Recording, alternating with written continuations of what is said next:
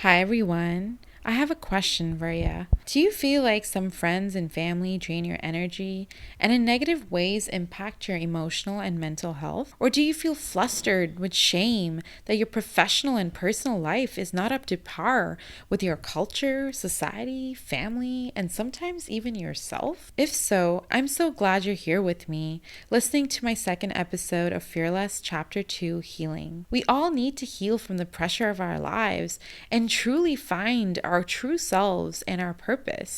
And it's all part of the process that is our journey. In today's episode, I have a conversation with my cousin Laura, who has just begun her journey toward healing not only her own being, but helping others heal theirs through her work as a somatics entrepreneur. We talk about her story and healing journey through somatics and writing, and we both share secrets of intimacy and boundaries and what it means to have them when you truly love someone.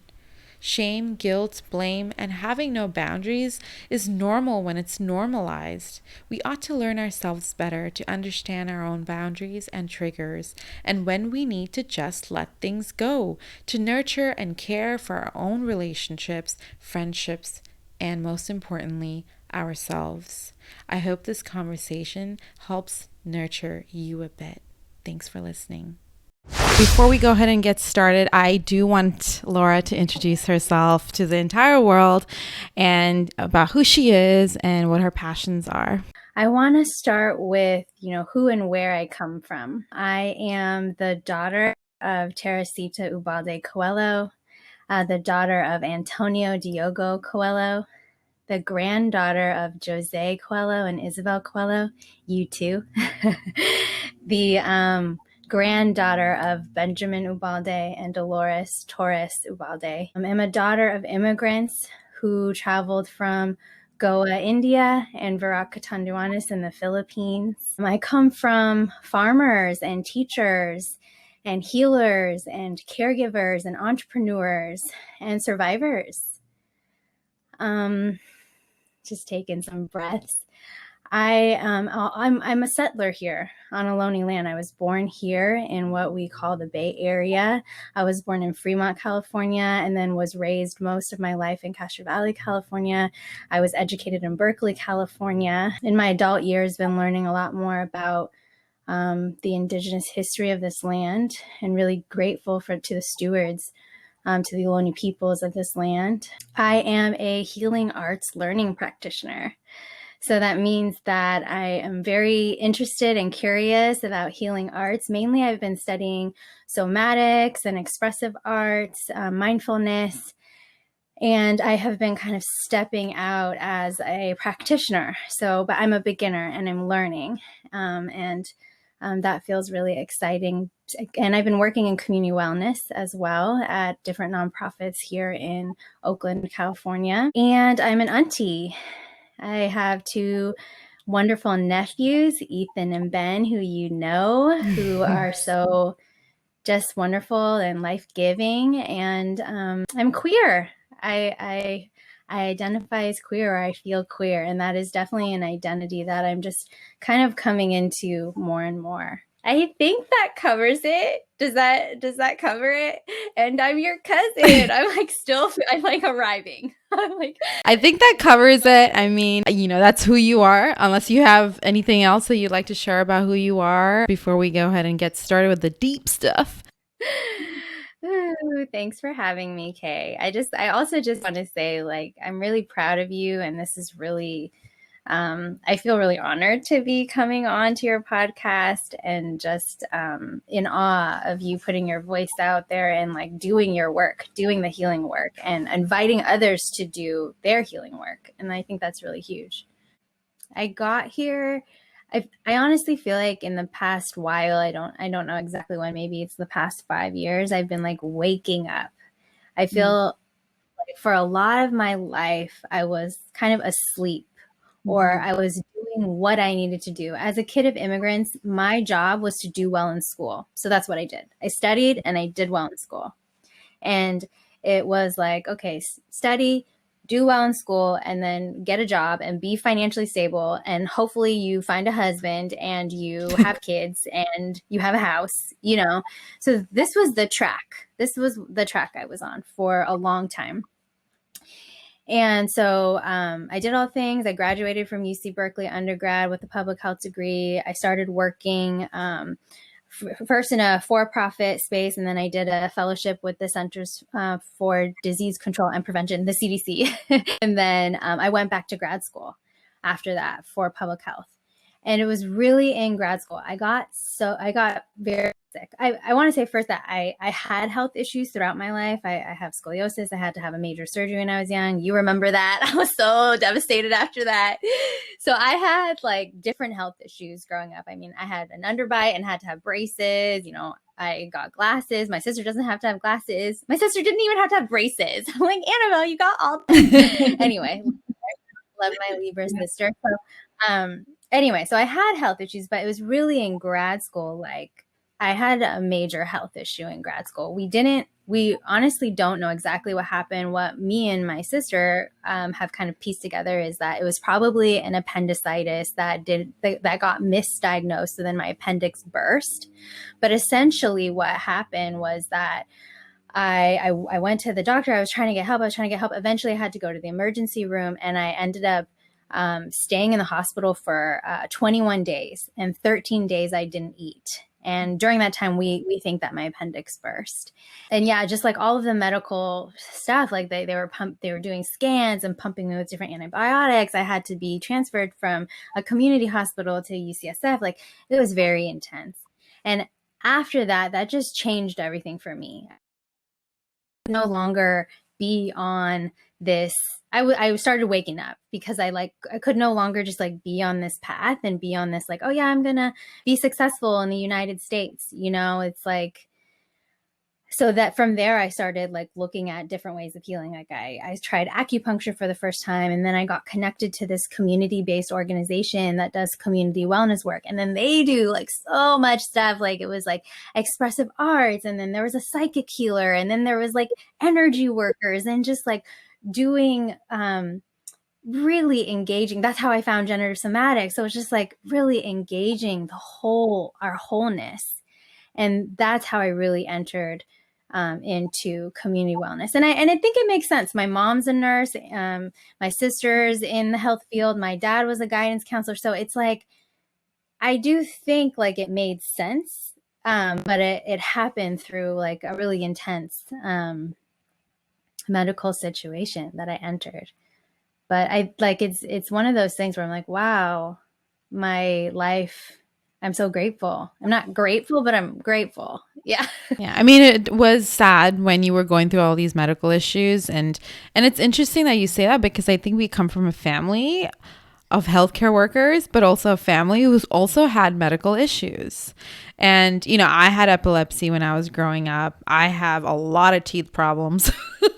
And so yeah, it's interesting that your journey has gotten you here into healing work, because I think you were trying to understand how to heal yourself, right? And so when you try to understand how to heal yourself, you find yourself in these communities where they heal others and not only themselves, right? And so you want to help others. In our previous conversations, we always talk about poetry and writing, and I know that you also write like me. A lot of my close circles know that I like to write poetry and short stories, and I've always had that passion for it, and that's how I shared my repressed emotions. And when I put it down on paper, it wasn't repressed anymore. And that's how I started to heal at the age of 8.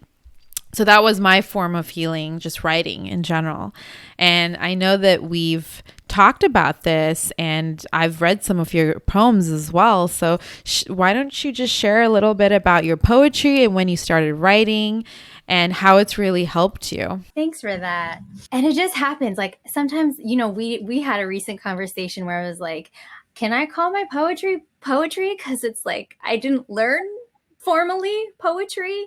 And so I honestly feel like it's just these like short little journal entries or love notes to myself or things I want to remember. Just like I have tons and tons of notebooks and I just have written things down. And sometimes I just go through them and I'm like, oh, that seems like a poem. And then I'll save it, you know? So yeah, that's a little bit about my process. I think it's just happening, and I want to create more structure around it and encourage myself to write and share more, but that's actually, I'm just beginning that. Yeah. I've loved writing in general, like whether it's letters to somebody. Remember when I first moved here from India, and I stayed with you in your house, and I used to write letters to my friends back home, and they used to write back. And I've always liked that type of intimacy, you know, where somebody's writing you a letter, and it's just for you and it's for nobody else. And so there are these like little things that you share with somebody through writing, and that's how I feel about writing in general. Like even when it's poetry, if I'm putting it down on paper, sure, at the time it's based on my feelings and based on how I'm feeling, and it's a way of processing those feelings.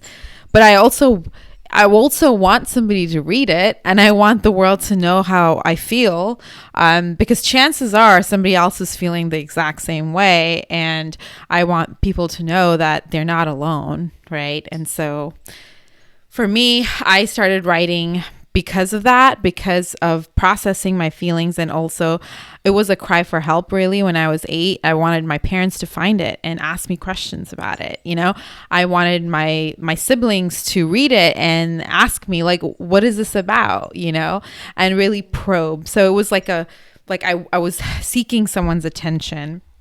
But as I've grown, I've always seen writing as very intimate, as something that, if somebody gets to read my writing, they get to see into me, right? Like see completely into my soul. And we've talked about this too. And I remember when we talked about intimacy, it came straight to my writing, because I think every poem for me is a piece into my experiences and how it's really impacted me and how I feel about it. Yeah. Intimacy. I mean, it's just such a juicy, yes. I'm curious about intimacy. I want to talk about it. I want to hear what people think about it, and I want to hear your poem. Is now a good time to listen to your poem? Yes, it's a great time to listen to my poem. And it's the perfect topic too, because it's all about intimacy.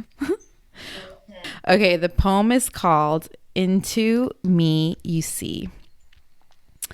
If I walked away and never looked back, would you try to walk in front of me, try to face me, try to see into me?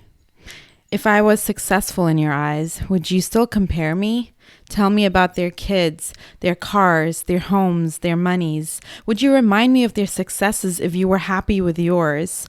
If you were happy with yours, would I have daydreamed about clouds, clouds with a sky so bright, birds chirping while the sun shines so bright that I did not see the blade. I just felt it sweetly brushing against my wrist. I just felt myself push into it in my skin. How good it felt when I felt the gush of crimson red, saintly liquid flow out of my porcelain 16-year-old skin. This feeling has never left me, the feeling of never being good enough, always being a part of me, right beside me, like a toxic partner, whispering falsified words in my ear, my brain, magnifying those words into a poisonous spiral of inconspicuous thoughts not good for me. Thoughts penetrating through my body, constantly reminding me of love and how unworthy I am of happiness and love, unworthy of intimacy.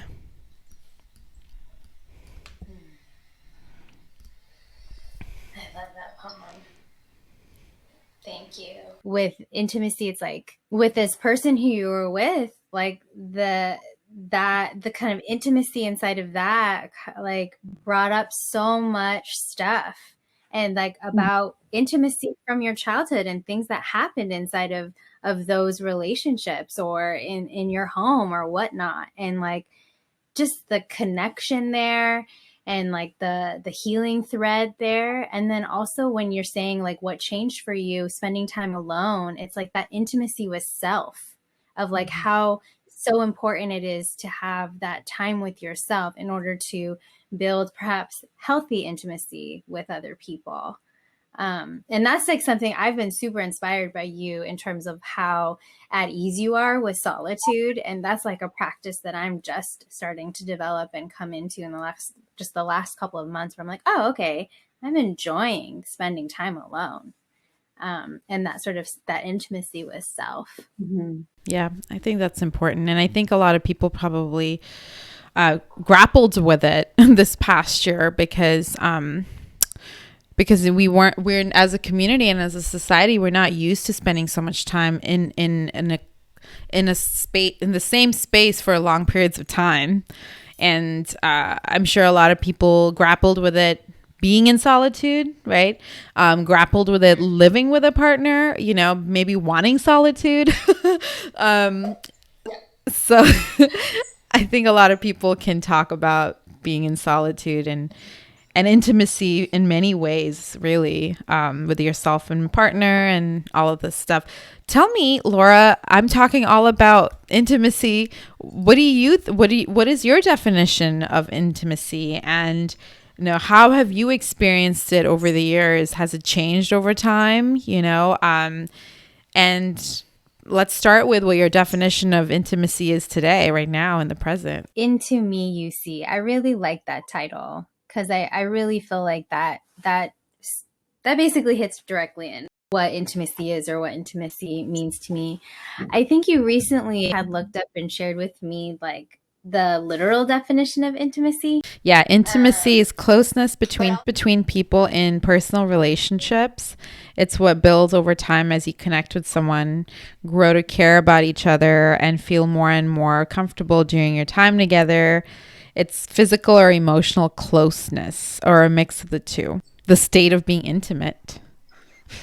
Yeah, that felt really spot on to me. I mean, I think we can, of course, I think everyone has unique definitions, and I'm curious about those, but that really spoke to me when you shared that. And yeah, there's something about closeness. There's something about knowing each other. There's something, it's like, it could be just physical intimacy, I guess. You could just have sex and that's it. It could be emotional intimacy, like what was named in the definition. There's so many different ways to be intimate. Like even the intimacy I'm thinking between like healers or practitioners and the people they're working with, or like the intimacy of the medicine that gets made between people, like intimacy with land. It's about relationship and knowing.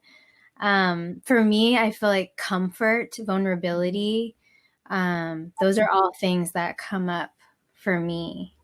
And honestly, when I consider intimacy, I also think about the struggles and the hard parts, and like really just like the stuff we often are told to shy away from, and that we do shy away from, or the difficult conversations, sometimes the nasty, ugly fights. Like this all feels a part of intimacy. Like when I care, I get triggered. I'm just like, I can get triggered. And why do you think that is? I can get triggered when I care. Because I think it's because I have expectations. I have embodied expectations. And even if I can tell myself all day, like, don't have expectations, but my body still has some expectations. And I'm learning how to like connect with my automatic reactions. And like I'm learning very much at the beginning, like learning how to connect with my automatic reactions, and then connecting to what I actually care about and choosing an action that's aligned with that, rather than maybe my automatic reaction. And so for the people that are listening and don't understand when you say my body has expectations. So tell me a little bit more about that when you said, I don't have expectations, but my body has expectations.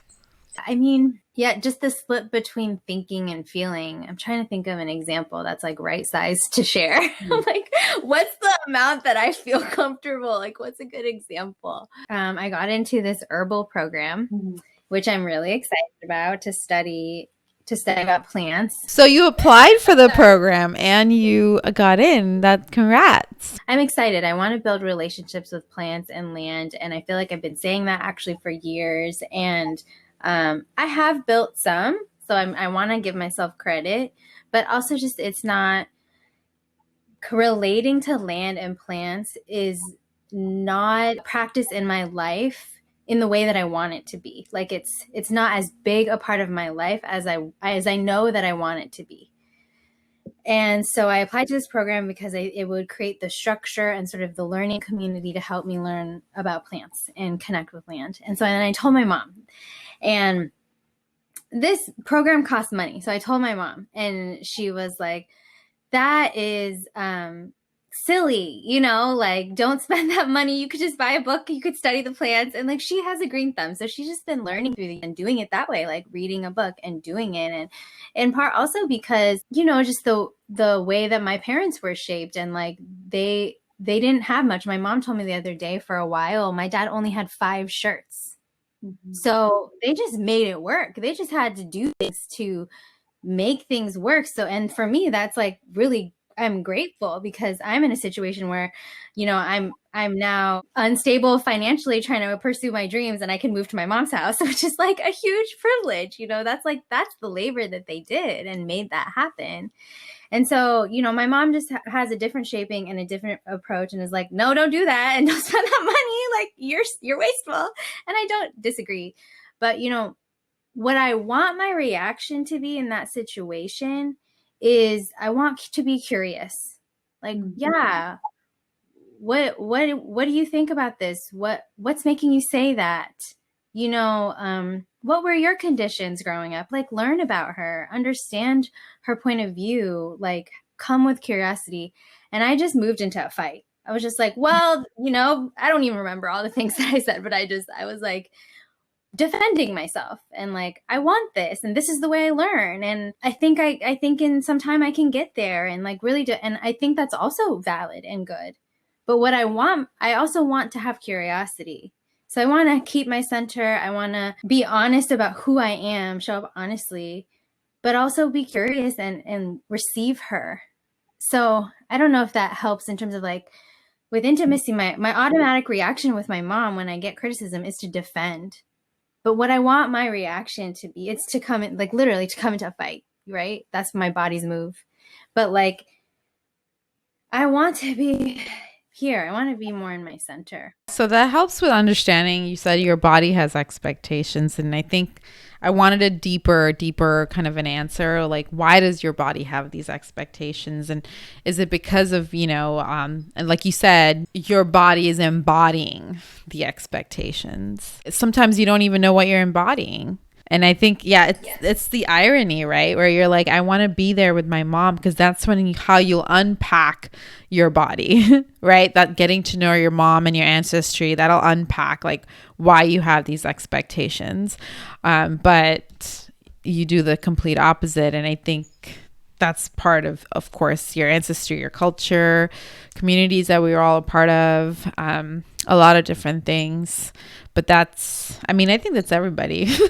when you're intimate with somebody, and when somebody is that close to you, right? So they're like close to you. So the literal meaning of intimacy is being close to somebody.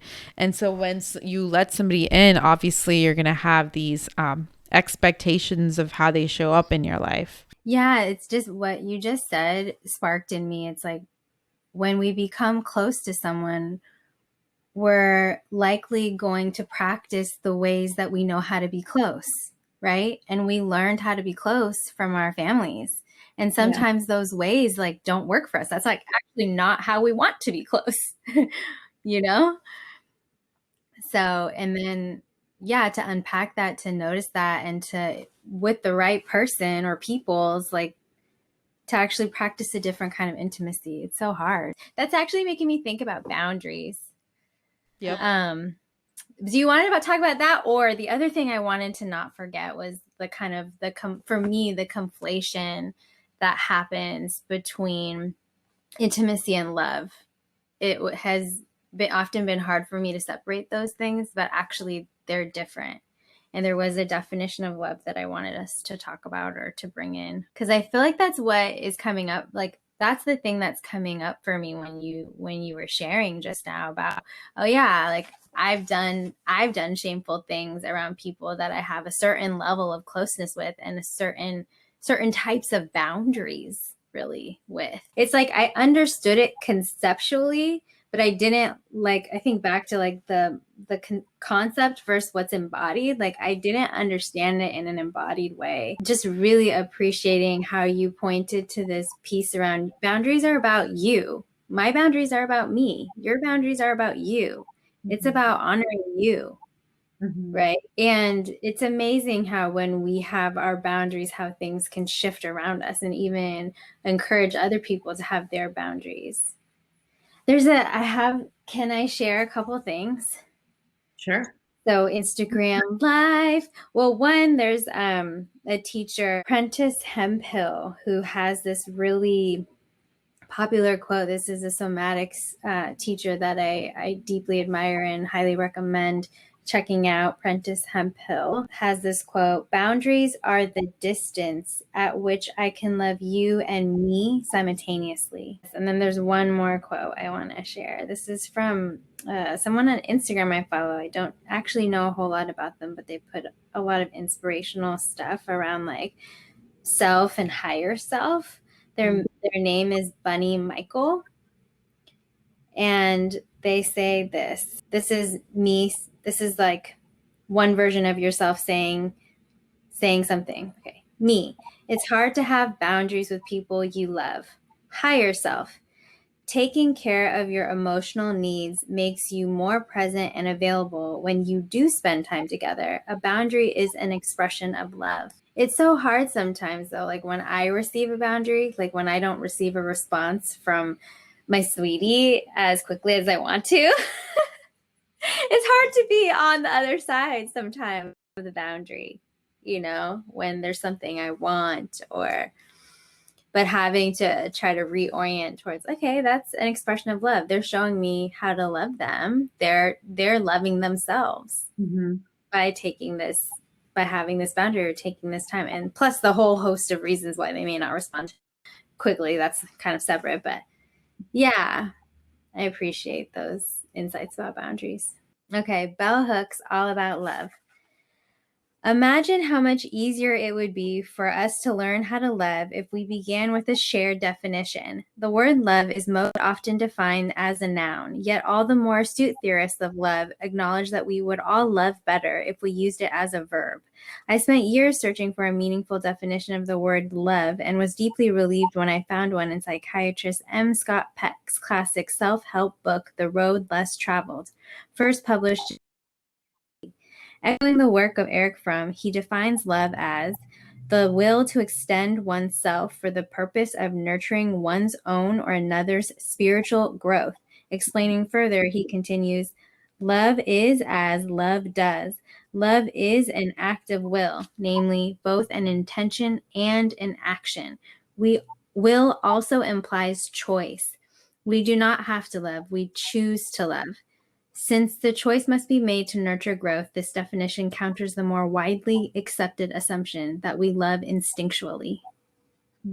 I think it's been helpful through, talking to you and parsing that out of like there is a difference between intimacy and it can be closeness in many forms in different ways, but it doesn't necessitate love. It doesn't necessarily mean love.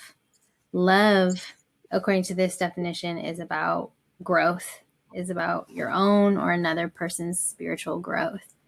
And it's a choice. And that's kind of been blowing my mind a little bit. Yeah. I mean, when you're looking at love as not intimacy not romantic, not what society has portrayed love to be, or romantic love to be, what media has portrayed romantic love to be, especially Bollywood.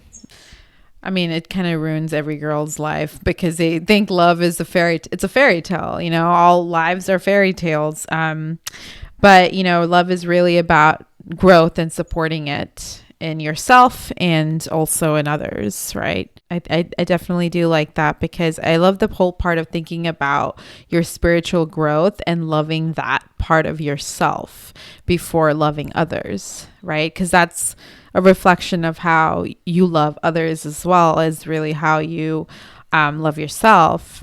And I think for the longest time, that I don't come from a culture like that. We don't come from a culture where it's like, self-love first and then love for everything else and everyone else, because it's a reflection of who you are. I think for us in childhood, we were learned that education is everything, right? That's the first thing I learned, being right as a form of like my moral. That is so real. Mm-hmm. And so all of this stuff about healing and self-love and caring for yourself and before, show that care for others is new to me. It's a new concept. I mean, it's also this level of awareness, Laura, right? Not everybody is aware that they are being triggered. It wasn't for a long time. Yeah. So what made you make that switch? Like when did you like realize it was something that you need to work on? Well, I think the initial marker was when I got sick. It was like, okay, I have to work on my healing. But when it comes to like triggers and like really working on it is probably after my dad died. Like probably after he died, just it felt like everything was a trigger, and I was basically losing relationship after relationship. I was like, I started cutting people out after my dad died in a really intense way. Like just just stopped, couldn't handle, was triggered all the time by so many people. And I feel like now, really only in the past year, I mean, I had been studying and doing so much work, and then maybe in the past year, it's really starting to integrate because I think I'm maybe at a place now where, everything is not a trigger. And even when I get triggered, I have resources. So we could do a sort of like breathing exercise and a short journaling exercise. I like to call it meditative journaling, although it has nothing to do with meditation at all. It's really meditative. So we can start by just closing our eyes and taking a deep inhale, holding for 4 seconds before you exhale.